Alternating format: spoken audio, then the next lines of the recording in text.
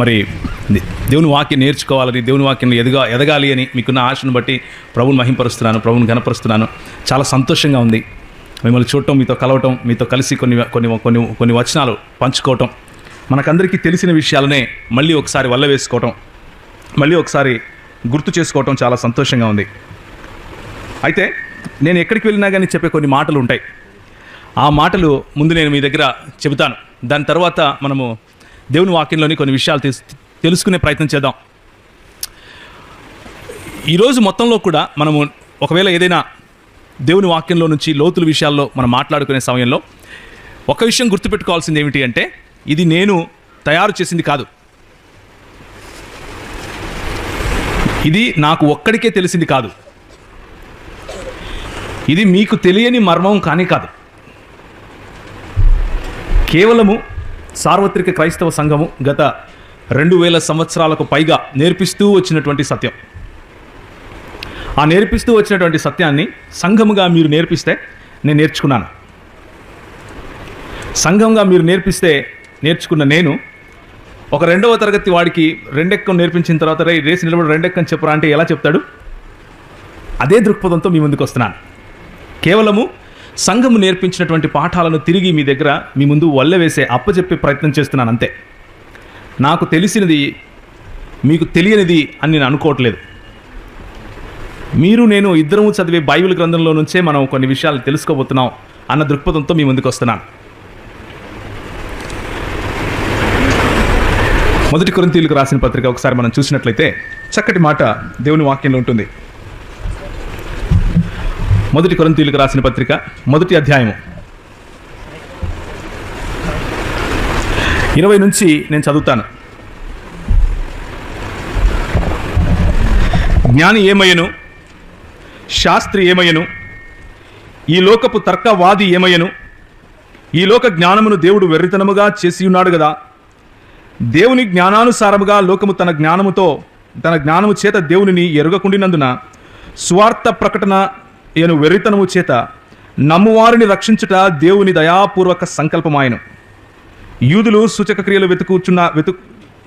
క్రియలు చేయమని అడుగుచున్నారు, గ్రీసు దేశస్థులు జ్ఞానము వెతుకుచున్నారు. అయితే మేము సిలువ వేయబడిన క్రీస్తును ప్రకటించుచున్నాము. ఆయన యూదులకు ఆటంకముగాను అన్యజనులకు వెర్రిగాను ఉన్నాడు కానీ యూదులకేమి గ్రీకు దేశస్థులకేమి పిలువబడిన వారికే క్రీస్తు దేవుని శక్తియును దేవుని జ్ఞానమును అయి ఉన్నాడు. తలలో ఉంచుకుంటే ఒక 2 నిమిషాలు మన హృదయాలను మనం తయారు చేసుకుందాం. ప్రభు యొక్క శక్తి కొరకు, ప్రభు యొక్క డైరెక్షన్ కొరకు మనం ఆయన వైపు చూద్దాం. Let's invite the spirit of God to lead us. Let's invite the spirit of wisdom to fill us. మనల్ని నింపులాగున, మనల్ని మార్గదర్శనం చేయలాగున మనం ఆయన్ని ఆహ్వానిద్దాం. తల ఉంచుకోండి. ప్రభువా నీకు స్తోత్రం. ఈ ఉదయకాల సమయంలో ప్రభువా మేము చదివేది, మేము నేర్చుకునేది కేవలము నీ వాక్యము యొక్క పరిధిలో మాత్రమే ఉండలాగిన సహాయం దయచేయండి. నీ వాక్య పరిధికి బయట మేమేవి మాట్లాడుకోకుండా, నీ వాక్యంలోని సంపూర్ణ సత్యమును కాక మా ఇష్టం వచ్చిన మాటలను జ్ఞానము అన్న పేరు పెట్టుకోకుండా మాకు స్వబుద్ధిని దయచేయండి. ఆ సుబుద్ధితో మేము మాట్లాడుకోవటానికి, ఆ సుబుద్ధితో మేము మీ యొక్క వాక్యాన్ని అర్థం చేసుకోవటానికి సహాయం దయచేయండి. మాకున్నటువంటి ప్రీ కన్సెప్షన్స్, పూర్వాగమనాలు అన్నిటినీ తీసివేయండి. ఉన్న పాటుగా మీ యొక్క వాక్యంలో ఉన్నటువంటి సత్యాన్ని అర్థం చేసుకునే భాగ్యాన్ని దయచేయండి. మీరు గొప్ప దేవుడని, మా దేవుడని, మమ్మను కన్న తండ్రి అని మీకు స్తుతులు చెల్లిస్తూ చిన్న ప్రార్థన యేసు క్రీస్తు వారి శ్రేష్టమైన నామములో అడిగి వేడుకుంటున్నాము తండ్రి. ఆమెన్.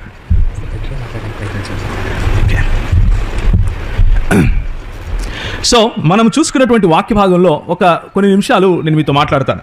ఆ తర్వాత మన సబ్జెక్ట్లోకి వెళ్దాం.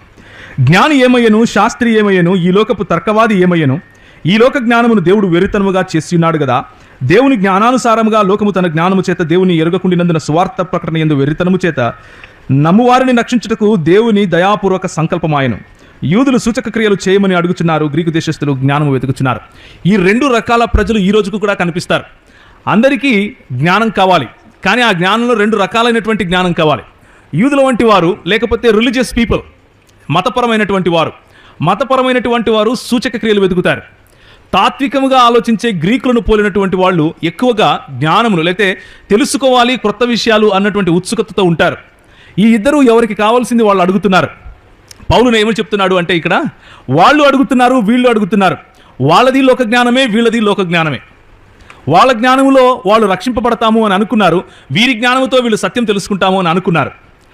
కానీ దేవుని యొక్క తర్కము, దేవుని యొక్క జ్ఞానము, దేవునికి ఉన్నటువంటి ఆ లోతును తెలుసుకోవటానికి వీరికి సరిపోదు, వీరి జ్ఞానము సరిపోదు అని వారికి బుద్ధిహీనతగా కనిపించే శిలువ ద్వారా దేవుడు మనల్ని రక్షిస్తున్నాడు అని పౌలు మనకు హితవు చెప్తున్నాడు. ఆ హితవు ఏమిటి అంటే మన జ్ఞానము, మనం దేన్నైతే జ్ఞానముగా నిర్వచిస్తున్నామో ఆ జ్ఞానము నిజానికి దేవుని దృష్టిలో వెర్రితనముగా ఉంది అని చెప్తున్నాడు. దేవుని దృష్టిలో వెర్రితనముగా ఉన్నటువంటి మన జ్ఞానాన్ని కాస్త పక్కన పెట్టి దేవుని దృష్టిలో జ్ఞానమైనటువంటి క్రీస్తుని గనక మనం ఆహ్వానిస్తే, ఆయనను గనక మన జీవితాలలో ప్రభువుగా పిలుస్తే మన జీవితాలు మారుతాయి అని చెప్తున్నాడు. మన జీవితాలు మారటానికి ఎన్ని పుస్తకాలు చదివాం అన్నది ప్రాముఖ్యం కాకపోవచ్చు. మన జీవితాలు మారటానికి ఎన్ని బళ్ళల్లో మనం చదువుకున్నాం, ఎన్ని బళ్ళల్లో ఉపాధ్యాయులుగా ఉన్నాం అన్న విషయం కూడా ప్రాముఖ్యం కాకపోవచ్చు. మన జీవితాలు మారటానికి కేవలము దేవుని వాక్యము, కేవలము క్రీస్తు యొక్క దర్శనము మాత్రమే మన జీవితాలను మారుస్తుంది అన్న విషయాన్ని పౌలు మనకు గుర్తు చేస్తున్నాడు. సో కూర్చున్న మనలో ఉంటే ఒకవేళ యూదులు అడిగినట్లు సూచక క్రియ అడిగే వాళ్ళు ఉండవచ్చు, గ్రీకు దేశస్థులు అడిగినట్లు జ్ఞానమును అడిగేవారు ఉండొచ్చు. కానీ రెండు రకాలైనటువంటి జ్ఞానాలకు కూడా ఒకే దేవుని జ్ఞానము సంతృప్తికరంగా సమాధానం చెప్పగలుగుతుంది. అదే యేసు ప్రభు. ఆ యేసు ప్రభువుని గురించి మనం తెలుసుకోబోతున్నాం.